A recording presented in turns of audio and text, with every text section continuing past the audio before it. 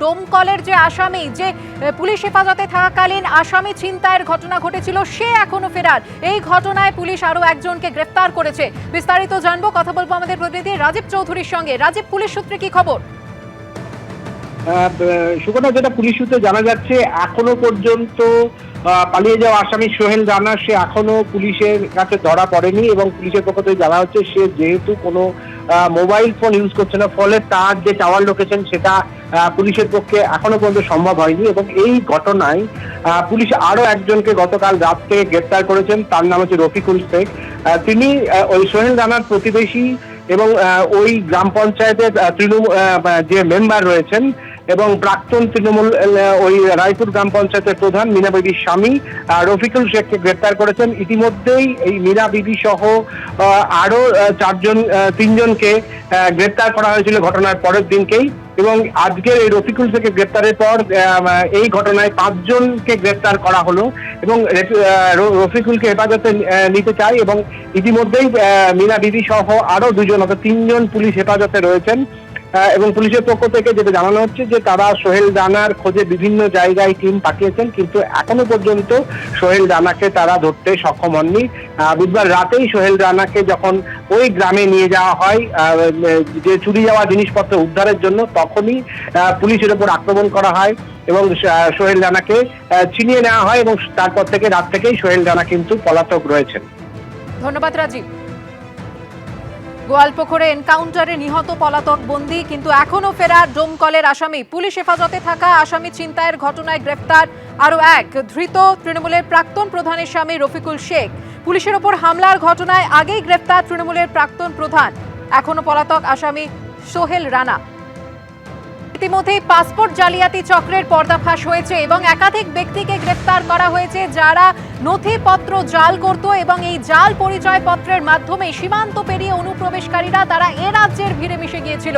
ঠিক যেমনটা নুরুল ইসলাম, যে এপারে এসে হয়ে গিয়েছিল নারায়ণ অধিকারী। কিন্তু কিভাবে ওপারের নুরুল এপারে নারায়ণ হলো? জাল নথি চক্রের রহস্য ভেদে নুরুলকে হেফাজতে নিল বারাসাত থানার পুলিশ। বিস্তারিত জানবো, কথা বলবো আমাদের প্রতিনিধি সমীরণ পালের সঙ্গে। সমীরণ, কি জানতে পারছো?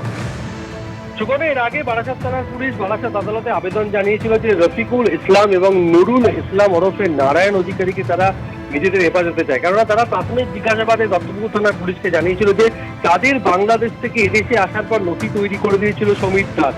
সেই কারণে সমীর দাস কিভাবে নুরুল ইসলামকে নারায়ণ অধিকারী তৈরি করলো তার উত্তর জানতে চান তদন্তকারীরা। সেই কারণে নিজেদের হেফাজতে সে আবেদন জানিয়েছিল। গতকাল বারাসাত আদালত পুলিশ হেফাজতের নির্দেশ দিয়েছে এবং সেই মতো পুলিশ নিয়ে সমীর দাসের সঙ্গে মুখোমুখি এদের জেরা করা হবে কিভাবে নথি তৈরি করা হবে। কেননা যত তদন্তে এগোচ্ছে তত পুলিশের কাছে চাঞ্চল্যকর তথ্য আসতে শুরু করেছে এবং একে একে বেশ কয়েকজন গ্রেপ্তার হয়েছে। সমীর দাস সহ ইতিমধ্যেই মোট 9 জনকে গ্রেপ্তার করেছে বারাসাত থানার পুলিশ। গতকাল যে 2 জনকে আদালতে পাঠানো, তাদের মধ্যে জ্যোতির্ময় দে, যে বর্তমানে বারাসাতের নিবেদিতা সরণিতে থাকতে শুরু করেছিল। তার আসল বাড়ি হচ্ছে বাংলাদেশের খুলনায় এবং সেই কয়েক বছর আগে বাংলাদেশ থেকে এসেছিল এবং নিজে ভুয়ো নথি তৈরি করে এবং অন্যদেরও ভুয়ো নথি তৈরি করতে সাহায্য করে। এই তদন্তে যেটা জানা যাচ্ছে, রূপক মণ্ডল থেকে শুরু করে বেশিরভাগই যারা গ্রেপ্তার হয়েছে তারা প্রত্যেকেই বাংলাদেশ থেকে এসছে এবং বেশি দিন না, খুব অল্প সময়ের জন্য তারা বাংলাদেশ থেকে এসছে। এসে নিজেরা এদেশে নথি তৈরি করেছে এবং অন্যদের নথি তৈরি করছে এই চক্রটা। প্রাথমিকভাবে যেটা জানা যাচ্ছে, সমীর দাস ইতিমধ্যে 1000-এরও বেশি বাংলাদেশি নাগরিকদের এদেশের পরিচয়পত্র তৈরি করে ফেলেছে। তুমি জানো যে আগে বারাসাত থানার পুলিশ জেলা শাসককে চিঠি দিয়ে জানতে চেয়েছে যে এত ভোটার কার্ড তৈরি হয়েছে, যে সমীর দাস দিয়ে ভোটার কার্ডগুলো তৈরি করেছে তার এপিক নাম্বার দিয়ে, যে এই ভোটার কার্ডগুলো কিভাবে তৈরি হয়েছে এবং সেগুলো ভুয়ো হয়েছে সেটা তদন্ত করার প্রয়োজন রয়েছে। তার পাশাপাশি পাসপোর্ট দপ্তরে এই ভোটার কার্ডের নাম্বার এবং আধার কার্ডের নাম্বার দিয়ে জানতে চাওয়া হয়েছে এই ধরনের ভোটার কার্ড এবং আধার কার্ডের নাম্বার দিয়ে কোনো পাসপোর্ট তৈরি হয়েছে কিনা, অর্থাৎ ভুয়ো পাসপোর্ট তৈরি হয়েছে কিনা জানতে চাওয়া হয়েছে। কিন্তু যেটা দেখা যাচ্ছে যে এই যে দলটা যারা কাজ করতো, সুব্রত বিশ্বাস এবং তমাল হালদারের বাড়ি থেকে আধার তৈরির সমস্ত যন্ত্রাংশ উদ্ধার হয়েছে এবং যে লিঙ্ক বিবেক বেরাকে পাঠানো হতো পশ্চিম মেদিনীপুর থেকে, যাকে গ্রেপ্তার করা হয়েছে, এই 2 জনকে গ্রেপ্তার করে নিজেদের হেফাজতে নিয়েছে পুলিশ। এবং পুলিশ মনে করছে যে এদের জাল গোটা রাজ্যে, এমনকি কলকাতাতেও ছড়িয়ে রয়েছে। সমীর দাস যেভাবে বাংলাদেশি নাগরিকদের হাতে চটজলদি নথি তুলে দিতেন, তার জন্য বাংলাদেশের বিভিন্ন প্রান্তে তার লোকজন রয়েছে, সেটা তার হোয়াটসঅ্যাপ চ্যাট দেখে স্পষ্ট।